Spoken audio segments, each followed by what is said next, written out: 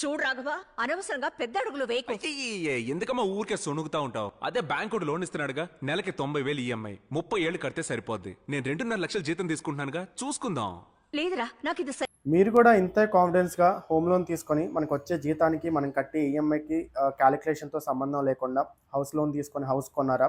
కొన్నట్లయితే ఫ్యూచర్లో మనకి ఎటువంటి ఫైనాన్షియల్ క్రైసిస్ వచ్చినా లేకపోతే ఏదైనా ఫైనాన్షియల్ ఎడిషనల్ ఖర్చు వచ్చినప్పుడు మనకి స్ట్రగుల్ అయ్యే అవకాశం ఉందన్నమాట. ఫైనాన్షియల్ రూల్ ప్రకారం మనం ఎప్పుడైనా ఒక హౌస్ లోన్ తీసుకునేటప్పుడు మనకి 3, 20, 30, 40 అనే రూల్ ఒకటి ఉంటుంది.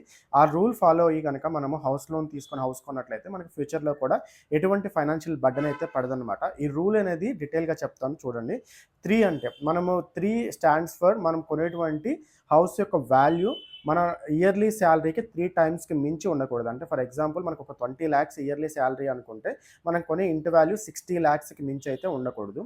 అలాగే 20 అనేది 20 ఇయర్స్ లోన్ టెన్యూర్. మనం తీసుకున్నట్టు హౌస్ లోన్ యొక్క టెన్యూర్ 20 ఇయర్స్కి మించి ఎక్కువ పెట్టుకోకూడదు. ఈఎంఐ కొంచెం ఎక్కువ వస్తుంది, కానీ మనకి ఫైనాన్షియల్గా అయితే బర్డెన్ అయితే తగ్గుతుంది అనమాట.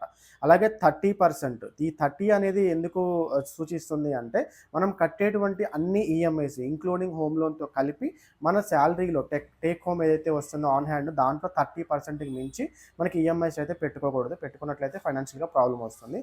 అలాగే 40 స్టాండ్స్ ఫర్ మనం ఇల్లు కొనేటప్పుడు మనం ఏదైతే డౌన్ పేమెంట్ పే చేస్తామో దాన్ని మినిమం 40% మన సేవింగ్స్ నుంచి లేదా మన ఇన్వెస్ట్మెంట్ నుంచి తీసి మనం పే చేసినట్లయితే మనకి హోమ్ లోన్ తీసుకొని ఇల్లు కొన్నా కూడా ఫ్యూచర్లో ఎటువంటి బర్డెన్ అయితే ఉండదు. సో ఈ వ్యాలిడ్ ఇన్ఫర్మేషన్ అందరికీ రీచ్ అయ్యేటట్టు please like, share and subscribe.